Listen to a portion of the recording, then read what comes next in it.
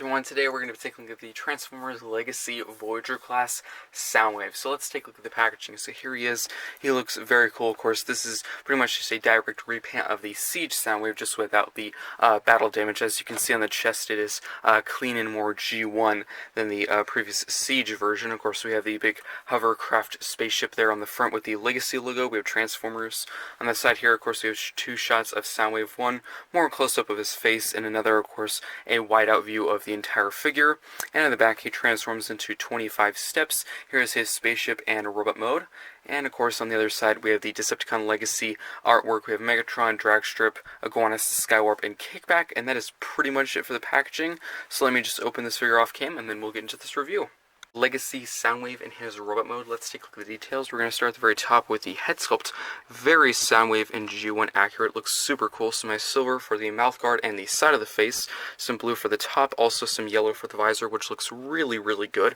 Getting to the chest and the arms, there's some blue for the shoulder, some gray for the forearm, and I do really like that nice red stripe next to the blue hand. I do also like how there is a different sculpt for each hand. There is a pointer finger, and what you're supposed to do is actually have it near this button to look like he's opening his cassette box to release his mini-cons, which I thought was a pretty cool feature that they started in the Siege Soundwave, which I will bring out in just a second for a robot mode comparison.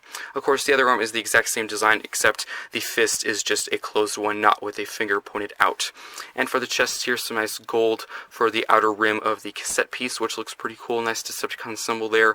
And for the waist, I really do like how they included a whole little control panel, which matches a boombox, which is super cool. This figure doesn't even transform into a boombox, but it's actually very G1 accurate, so it's super cool how they have the forward, back, pause, and play buttons, which is super nice. Getting to the legs, of course, some nice gray, some dark blue, some yellow and pink and black, which looks pretty nice. And the feet are also gray as well, pretty simple. The outside of the leg, the inside, all done pretty simple. And the back, of course, a little bit of a backpack, but not too bad. These are really the engines, or sort of the wings, for the spaceship mode, which I think claps pretty well and secure. And that is pretty much it for the details, so let's now get into the features. So he actually does have several. So one being is you can go back here and get these cannons, move these forward, just like this. I typically do have them stored back because I don't really like this look, but it is an option if you want some extra firepower or artillery, which looks pretty cool. But I typically do just have these folded back like that. Another feature, if you do have any of the Micromasters or cassette figures from the Siege line, you can open that up, get Laserbeak here, or any of those Micromaster cassette figures like Ravage, Frenzy, Rumble, any of them, and you can store this inside his chest, which is pretty cool. As you can see, it's very see-through and looks pretty cool. Another really nice addition and detail, if you open up the cassette piece here, you can actually see some added detail in the back there, which looks pretty cool. Another way you can store the cassette is if you get this peg from out here. Sometimes it's kind of hard to get out. You can store this on his shoulder or forearm if you do not want to store it in the chest, which is a pretty cool feature. I actually store all of the cassette Micromasters on my Siege one, and I keep this one pretty clean and bare. So that's pretty cool if you want to do that. So that's pretty much it for features and storage of the Micromasters. Let's now get into the accessories. So he does come with the exact same three accessories that came with the Siege version. That being his typical classic blaster done in this nice dark blue with some gray and red. And he can just hold this in his hand just like that. And of course blast at some Autobots, which looks pretty cool. He also does come with his shoulder cannon, and this is actually a really cool accessory. Of course, it's painted and sculpted the exact same way as the hand blaster, but also you can use this hinge piece here, so if you want it at an angle, you can. Unfortunately, my Legacy one, this one right here, is very tight at that hinge, but my Siege one is actually very, very loose, so they just need to find that sweet spot. And how this is stored is there is a port right there, and there is a peg, and this can just store like that, so you can have it slightly angled more or slightly down if you want to. I typically have it more flat like that. He also does come with a simple little gray blaster, which is not my favorite accessory because I just really don't know what to do with it. And of course you can have him hold this in his hand as well so he can dual wield some pistols. So that's pretty much the generic look how I typically store his accessories. But there is several other ways you can use these accessories, so I will show that in just a second. But that looks pretty cool. So now there is a combined blaster mode, which I typically don't use because it looks really weird and ridiculous, but I'll show you. So you have to get all the accessories, so just take these out of his hands, just like this. Take his shoulder cannon off, just like that, and what you're going to want to do is get the gray blaster, fold this out, and then what you can do is get the skinnier side and just plug it in like that. And that will just plug in. And then you can get this peg here, and that will just plug right into that port. And that will just go like that. And here we have the big Mega Blaster for Soundwave. And if you want to, you could most likely get both his hands on this like that, which I guess looks okay. So here we have his big combined blaster, which looks pretty cool, but a little bit too big in my opinion, maybe a little bit too long. But there we have the combined blaster. Another feature I actually came up with myself, I mean, maybe someone else could have thought of it too, but I actually thought of this one day when I just had gotten the Siege Soundwave. If you take these blasters out of his hands, sometimes they can be a little bit of trouble. Take all these out of his hands. You can actually use either the hand blaster or the shoulder cannon for this. You can actually create sort of a hammer. So if you get the big gray blaster, you can plug this in, and here we have sort of a hammer for Soundwave, which I thought was pretty cool. Maybe this was, someone else came up with this, but I was just messing with the Siege Soundwave one day, and I thought I can give him a hammer, and I thought that looked pretty cool. So there we go. And that's pretty much it for all the weapon combinations. I typically just have it in the generic form where he just has his shoulder cannon and his hand blaster, and I typically just leave this gray blaster off to the side because it doesn't look very good in my opinion. But that's pretty much it for features and accessories. Let's now get into the articulation. So at the head it can rotate all the way around, up, down. For the arms it can move out, in. There is a swivel all the way around, elbow joints. Like that.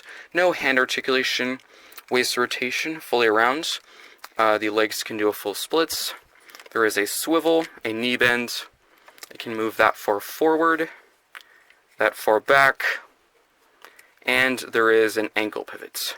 To not the best degree, also the foot can also move forward and back just a little bit. So pretty good articulation for a Voyager class figure. I do kind of wish the ankle pivot was a little bit better, but it can also move forward and back just a little bit. But pretty good articulation, of course, the exact same as the Siege and Sound Blaster figures, so nothing surprising or unexpected there. But that's pretty much it for the robot mode. Let's now move into some comparisons. Starting off with comparisons, here he is, Legacy Soundwave with all of his main cassettes. So Rumble, Frenzy, Laserbeak, Ratbat, and Ravage, which I think they actually look very cool next to him. I always thought it was kind of weird how these were released in Siege with the battle damage Soundwave, and they didn't have any brushwork or battle damage on them, so it looked kind of weird.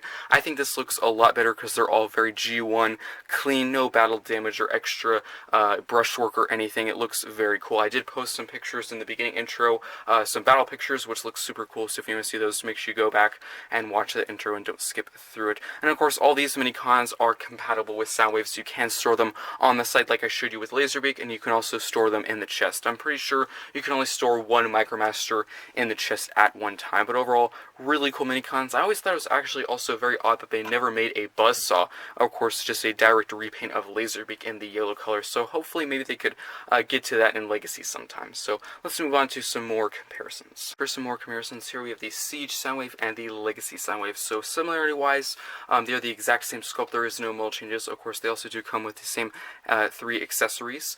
No change in sculpt there. Now for the differences, there is actually quite a few that I've picked up. Of course, I could be wrong about this because it's actually very hard to tell, but there is some small details and color changes that I have noticed. So I think the boombox or cassette tape chest piece is actually bigger on this one. Of course, it could just be an illusion, you know, sometimes if you look at something for so long, you might start to think it's actually different, but I'm pretty sure it might be slightly bigger on the Siege version. Another change I've noticed is the color of blue they've used. On the Legacy version, it is definitely darker, and on the Siege version, it's a lot lighter and more glossy and shiny that I've noticed. Another change I've noticed is with the visor. I think it's slightly tinted yellow on this Siege version, and it's a lot more clear and simple on this one. That's what I've noticed, because I've actually shined both of them through a light, because they both do have light piping. I've noticed it is a lot more illuminated and bright on this one than the Siege version. I think that's pretty much it for, detail-wise, the difference, but of course there could be several that I have missed. Of course, with the accessories, it does stay the same with the same blue. They're both a much darker blue on this one and a lighter blue on this one. And of course, same for the shoulder cannon. There is a few details and differences that I picked up in the Spaceship mode, so stay tuned for that. But that's pretty much it for the differences and similarities for the Siege Soundwave and the Legacy Soundwave. Let's move on to another comparison with this mold. Here he is with Sound Blaster. So difference-wise, mold, there is a slight mold change in the cassette tape area. As you can see, it is much bigger and stands out a lot more on the Sound Blaster figure, because he can actually fit 2 cassettes in his chest, and this Soundwave can only fit 1. I think that's the only mold change. Of course, a completely brand new deco for Sound Blaster, lots of red and black, and that is pretty much it. He is really just a direct repaint besides that chest section. So that's pretty much it for these comparisons. Let's now move on to some Legacy comparisons. Now for 2 quick comparisons. Here he is with Legacy Wave 2 Voyager class G-Axis. As you can see, G-Axis is actually quite a bit bigger than this figure, but honestly 2 pretty good Voyager class figures that I highly do recommend to get. And I also, of course, did already review G-Axis over on the channel, so if you want to see that review, I actually do have a Legacy playlist, which I will leave a link in the description down below. Let's move on to one more Legacy comparison. Here he is with Laser G2 Optimus Prime, which is from Wave 1 of Legacy, which I thought was a pretty good figure. So that looks pretty cool next to each other. So that's pretty much it for comparisons. Let's now move on to transformation into the Spaceship mode. Now for transformation, what you're going to want to do is go to the legs here. You can go to the very back. You can open up these little panel sections here. You can then flip in the foot just like that. You can then open this section and collapse that down, and this will just go over the whole bottom section. You can then open this other one, repeat the exact same steps. Just flip this will collapse over just like that. You can then rotate at the leg like this. So then these panels will line up with these pegs just like that. And we'll come back to that a little bit later. Now what you're going to want to do is flip in the hand just like that. There's the other side, flip in the hand, and there we go. Now what you're going to want to do is open this whole section, and there is this gray hinge here. You're going to want to hinge that up just like that. Then you can open this, and the head will just flip back just like that, and this then will collapse just like that. And then what you're going to want to do is go back here. You can flip out these panels. Unfortunately, on my copies, these really do not tend to want to stay tabbed in, so I do apologize.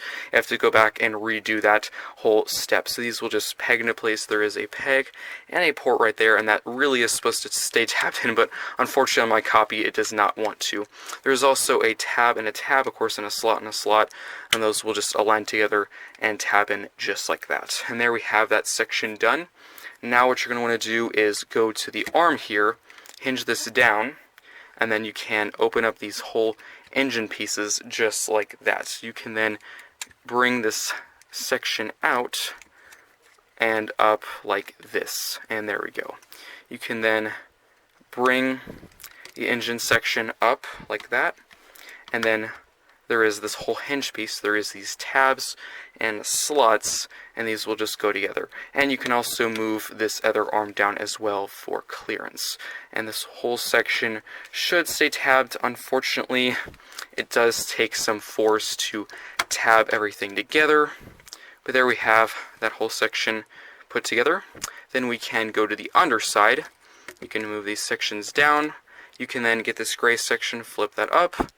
You can then rotate the arm here, use the swivel, go like that, do the same thing on the other side, hinge this up, flip this out, rotate this down, swivel, and then as you can see there is several tabs and slots.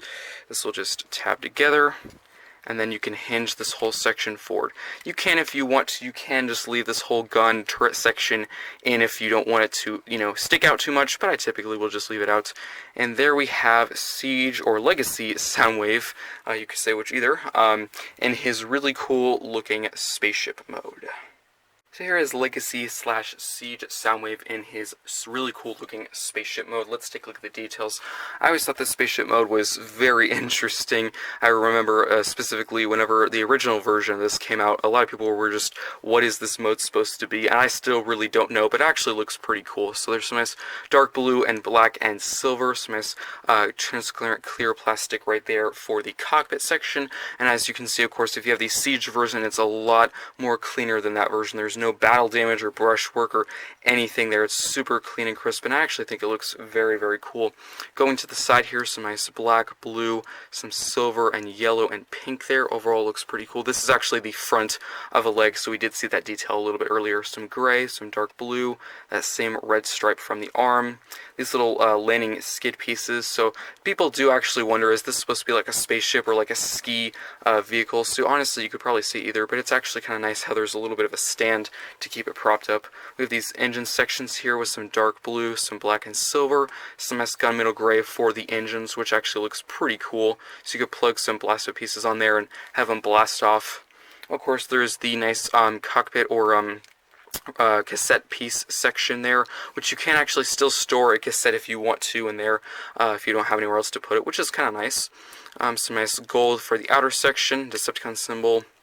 And going to the bottom, these are the arms. So there is a little bit of kibble. You can see the hands are just folded in there, which would be one of the complaints of mine. I kind of wish this was stored a little bit better because there is some holes and it's not the most pretty. But overall, the top half, this whole section here, actually looks very cool and well detailed. Let's now get into the storage of all the accessories. So first up, of course, his hand blaster. What you're going to want to do is get this whole gray section and just peg that in. And unfortunately on my copy it does tend to want to pop out, so I might have to actually pop that right back in. So there is a peg, a ports, and that will just plug into place. I'd advise not to peg that all the way in because it can actually be an extreme pain to get that out later.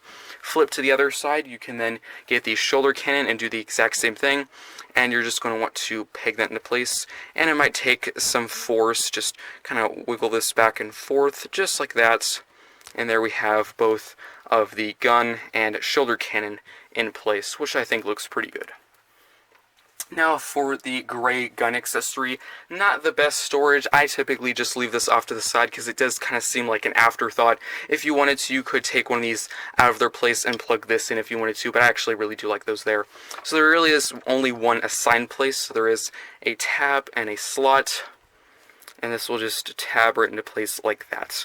And there we have the storage of all the accessories. So yeah, pretty good for these two weapons. I really don't like that. It kind of just juts out and doesn't look very good. But overall, really cool looking spaceship mode. Let's now move into some comparison. Now for one quick comparison, here we have Siege Soundwave and the Legacy Soundwaves. So as you can see, of course, mold-wise, they're the exact same. But of course, deco-wise, all that brushwork that was on this one is now completely gone. And it's actually very, very nice. It looks really good, very G1, very simple, and looks really good and crisp. Also, I think the tolerances on this one are a lot better. As you can see, these wing pieces are really droopy and they'll just go to the side. These actually can be put in an angle and it looks pretty good. But yeah, two interesting looking spaceship modes, but overall look pretty good next to each other. So differences wise, of course, again, that blue, I think it's much darker on this one and lighter on this one.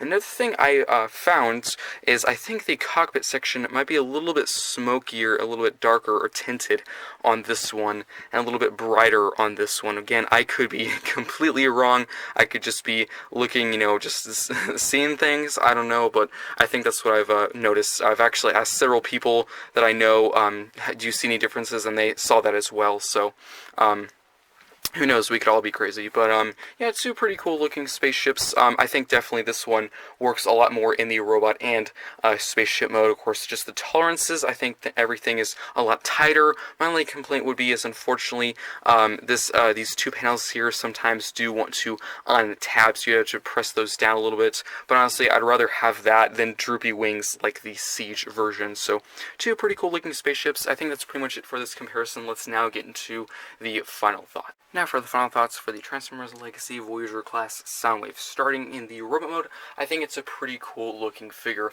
I really wanted a G1 simple interpretation of Soundwave, one without battle damage like the Siege one, so I really was thinking, I'm going to give this one a try. And I think it actually did a really good job of that. This is definitely what I wanted. It looks really good next to his Micromaster cassette mini-cons. Looks super cool for displays, so definitely get this figure. Overall articulation is pretty good. My only complaint is I kind of wish the ankle tilt was a little bit better. It's actually very limited and not as good as other figures I've seen like G-Axis and more. Of course, it's the exact same articulation as Soundwave, so nothing I wasn't expecting or anything surprised. I actually really do like the nice gold around his cassette tape area. That actually looks really cool. I do like the visor. I think it's really nice how clear and yellow it is. I actually really didn't like the Siege one, how tinted and dark it was. It looked kind of weird, like he was possessed or dead or something. Of course, his accessories, he comes with his shoulder cannon and his typical blaster, very G1 accurate and looks really good with him. He also does come with the gray blaster, which as you can see is not here, because I really don't think it works for this figure. Honestly, I could do without it. Yes, it is nice that you can make one combined huge mega blaster, which is a nice feature, but I probably will never use it. It's good, you know, if you want to do some crazy displays and, battle poses and stuff like that, but typically I will not be having him use that on the display or, you know, in any stop motions or anything like that. But I guess if you like it, you like it. But yeah, he looks really good with his mini-cons, good articulation, good accessories, overall really well detailed. Getting into transformation, I think it's overall very simple. Of course, the exact same steps as the Siege, Soundwave, and Sound Blaster figures, so nothing different or unexpected. If you have those figures, you know exactly what to do. I actually did need the instructions because I need a little bit of a refresher course because I actually haven't transformed those figures in a while. Spaceship mode is interesting. Yes, it is kind of different from a typical spaceship we would, you know or want from Soundwave, you know. But overall, I actually think it's pretty cool. It's unique, and I actually think it works for that. I think it looks cool. It's not the typical, you know, boombox mode that we typically know and would want. Yes, a lot of people want the Netflix version because it has that boombox mode, but honestly, I think it really works for this figure. So I think that's pretty much it for this review. I think overall this figure is really good and highly recommend it. Yes, this is not the figure we were expecting and wanting. I know a lot of people were really hoping to get the Transformers Prime Soundwave Legacy version. Yes, I would really love for them to make that figure, and I think they still will. I mean, they're still doing Transformers Prime figures. I think they're going to do a lot more, considering Legacy will be at least 3 years, not just one part of a trilogy. So there's lots of time and lots of space for figures, and I think they will definitely get to do more of the popular Transformers Prime figures like Megatron, Optimus, and of course, hopefully, a Soundwave. But I think this one definitely works. Honestly, between the two repaints or redecos of this one or the Galvatron from Wave 1, this one definitely is a lot better. I didn't get that Galvatron because there's only a tiny bit of brushed work on the original. There is a lot on the original version of this mold. I think it definitely makes a huge difference for this figure. It almost feels like a completely brand new figure that you've never had. So I think this is definitely worth a purchase. If you're off and on, if you're kind of shaky about it, I would say, of course, wait, you know, make sure you're sure you want it. If you're still, you know, really don't know, buy it on clearance, or you could just buy it, and if you don't like it, send it back. But honestly, I bought this kind of wishy-washy, and I honestly do not regret buying it, because it's actually a pretty cool looking figure. I think that's pretty much it for this review, and I'll see you next time.